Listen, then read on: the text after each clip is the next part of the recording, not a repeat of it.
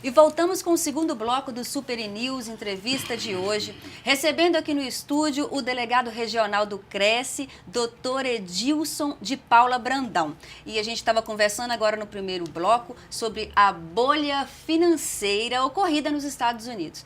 Doutor Edilson, voltando ao nosso papo de antes sobre as linhas de crédito que estão sendo disponibilizadas no Brasil e que tem facilitado muito a vida de muitos brasileiros, né, para adquirir o sonho da casa própria, o senhor estava explicando sobre a bolha financeira ocorrida nos Estados Unidos, em meados de 2007.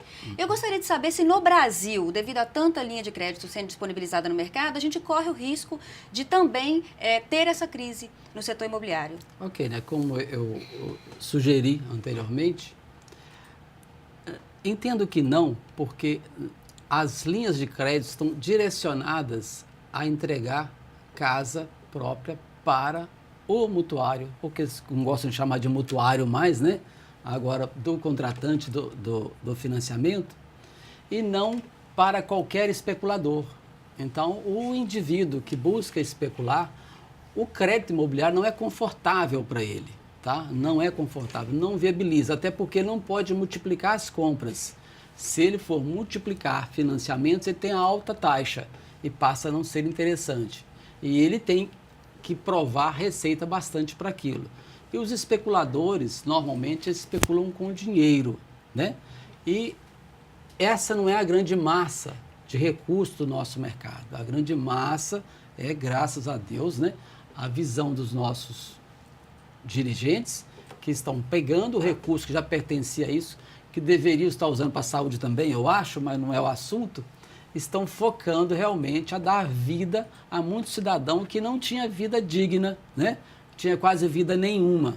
Então, você visitando essas pessoas que receberam a sua casa própria, que seja por locação, por financiamento a baixo custo, né? por cooperativas, as formas são as mais diversas, criaram formas mágicas, né, que permitem até, você vê que politizam o cidadão, que muitas pessoas têm que fazer reuniões, ali eles debatem entre eles se filtram, né, depois de definir esse conselho que vai entregar esse imóvel. Então, eu não acredito, não vejo possibilidade, várias vezes já assistindo a esse projeto, ou vendo o dia a dia do nosso negócio, a gente vê que, graças a Deus, sabe, a pessoa bolha só existe quando você permite especular. Ninguém, ou seja, quase ninguém está especulando. Claro, nós temos as mercadorias ou os produtos estão fora de concurso, né? Você tem alguém que às vezes tem um terreno na área central, aquele preço, é difícil dizer o preço dele, né? Porque ali é uma especulação, sim, mas não é uma especulação imediata, né? Digamos, eu preciso construir uma loja, uma grande loja comercial. Eu tenho um imóvel na área central. Aí sim o preço pode explodir ou não, vai depender da necessidade. Mas isso não é uma regra do mercado, são exceções, né? Nós temos o imóvel no centro de Valadares de R$1.000 ao metro, hoje você paga R$4.000 em alguns locais, R$4.000 um metro quadrado, é um absurdo, é muito, sim, mas só que não é a regra do mercado, o mercado ele explodiu, ele abriu as cidades, né? Se você andar em cidades de interior nosso, você verá casas instaladas no meio do mato, ou seja, no meio do mato da expansão daquele pequeno distrito ou município. Então, isso não gera especulação. Quem está recebendo isso, e se veja bem, interessante que o indivíduo financia, paga a prestação, e essa prestação, sem prestações, financia mais um, né? Que o dinheiro está voltando, que é um ciclo, é como você ter renda de locação. É o Estado explorando a locação e construindo para outro. Quer dizer, o indivíduo que adquire imóvel e pretende especular na locação, que é fruto gratuito, né? Que ele tem a valorização imobiliária, que não é especulação imobiliária, né? Que valoriza o seu patrimônio, quer dizer, o seu patrimônio imobiliário, que o imóvel, para eu especular com ele, eu tenho que ter prazo.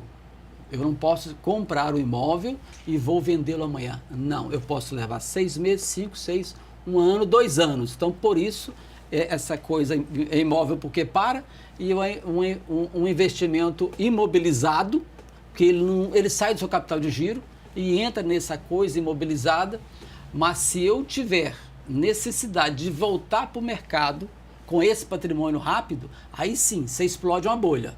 Porque eu só volto se eu vendê-lo pela metade do preço, né? Então, os leilões, inclusive, judiciais, avaliam bem no preço do mercado e colocam ele à venda a 70% até 50%.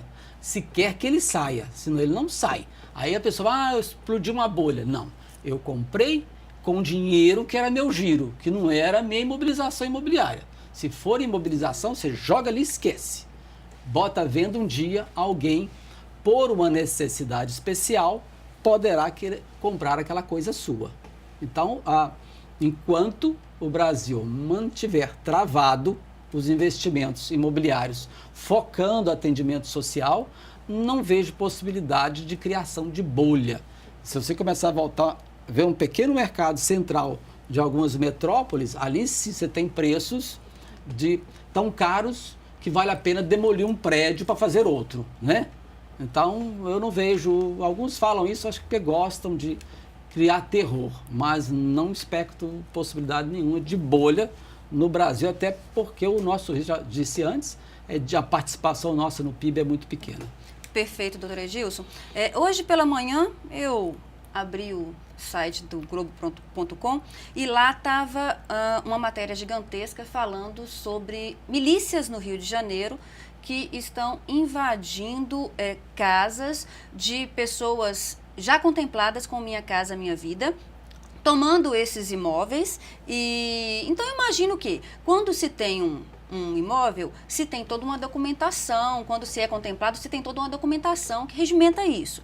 O que ocorre? Eu estou visualizando dessa maneira, após ler isso hoje pela manhã, que, como o senhor falou anteriormente, nossos dirigentes estão gerando possibilidades para moradia, mas estão deixando outros setores em falta, como o senhor citou, saúde, e eu cito agora segurança, porque pelo jeito é isso que está acontecendo, né? Porque tem casos até de morte, segundo a matéria do Globo.com, hoje pela manhã, de pessoas que foram assassinadas por milícias mesmo no Rio de Janeiro.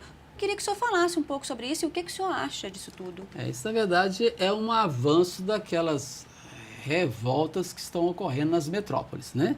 Quer dizer, infelizmente, permitem que bandidos mascarados participem dessas coisas.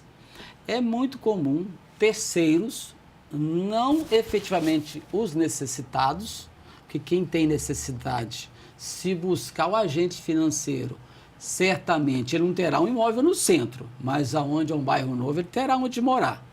E, lhe digo, com certeza, a maioria desses que estão ali dentro tem outros patrimônios. É quando vem o caos instalado, eles invadem. Você tem ali, talvez, eu estou aqui conjecturando, mas pelas diversas ações que já tivemos em campo, né, acompanhando até políticos em avançadas áreas de cessão de bem público para atender as pessoas carentes no passado, ou outras invasões que a gente conhece, você vê que a maioria que está ali busca um enriquecimento, é uma especulação. Se ele entrar, você vê que já tinham placas de venda. A pessoa vai, marca o território e já coloca a venda. Se ele ganhar ali 5 mil, 10 mil, ele ganhou 10 mil reais sem fazer nada, né? Só porque ele foi no monte, falou grosso, né? E se você pegar cada um ali e for identificar, a maioria deles, vou dizer que todos não, que alguns são a famosa massa de manobra, que alguns, por interesse político, querem se projetar, por bandidagem, querem também participar para ter vantagem, até para destruir patrimônio, né? Existe uma fiscalização em torno disso? Suponhamos que eu fui contemplada com uma casa, com um imóvel do Minha Casa Minha Vida, que é o plano hoje que está disponibilizando os imóveis, né, de casa própria para a população mais carente. Não existe alguma fiscalização em torno disso para saber se a pessoa está morando lá? Não vem essa linha junto com a linha de disponibilização de crédito? Como que funciona isso? Depois de adquirida a propriedade, né, você fará uso dela como você bem prover, né? Você poderá, pagando as mensalidades, de repente você um dia poderá viver com o seu tio noutra cidade, você vai para lá e pode alugar isso aqui, a não ser o imóvel alugado, né? Você poderá ceder isso para terceiros, você não pode transmitir, vender, né? Embora existam aí os contratos de gaveta, mas eles não provocam mercado porque eles são tidos como ilegais, né? É uma transmissão que não pode ser feita. Entendo, mas então não tem uma fiscalização exata após essa aquisição do contemplado para acompanhar o processo, se ele está morando lá, se ele não está morando. Não, a não ser aqueles projetos sociais que o imóvel é doado. Se a pessoa recebeu, não usa, ele vai ser transferido para outro, porque ele não pertence a ele, ele recebeu, né, com aquela condição. Mas aquele que financia, que nós temos diversas formas, né? Aquele que financiou, né, ele vai pagar e fazer o uso que prover a ele. Então são duas linhas de crédito. Tem São pessoas várias, que ganham, nesse caso, tem pessoas que ganham o imóvel do Minha Casa Minha Vida, que é a população mais carente, e tem a linha social de crédito disponibilizada a um valor menor para um outro grupo de pessoas. E você tem a locação também, que é por um outro grupo de pessoas. Essa invasão que ocorreu lá no Rio é falta de ação da polícia, onde a milícia entra, por isso o exército está indo para lá agora. Isso equipara-se à mesma bandidagem do tráfico, é a invasão da propriedade. A construtora, que ainda detém a maioria disso, certamente entrará com a ação competente e o juiz mandará reintegrar. É questão de tempo, você não pode, quando alguém invade a sua propriedade, você tem que mais aqui ficar quieto e solicitar ao judiciário que haja, né? Ele agirá, com certeza. Isso aí a propriedade entregue a quem de direito, a não ser que você tenha um bem, o abandone, né, por 10, 15 anos, aí sim, ele terá que ser usado para o seu fim social a que ele foi estabelecido. Um terreno é para residência, tem que ser usado.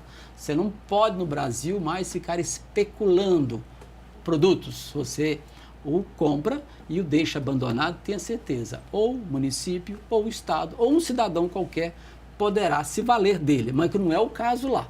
Nesse caso lá é desordem mesmo. É preciso agora que o juiz, né, o judiciário, ou um juízo qualquer que provocado, mande reintegrar. Isso é muito comum lá da Ibope que está no Rio, mas isso acontece com constância. E você vê que cria-se associações fictícias, onde a pessoa se titula associado e começa a cobrar taxas para ceder áreas. Tem uma situação dessa em Teoflotone recentemente.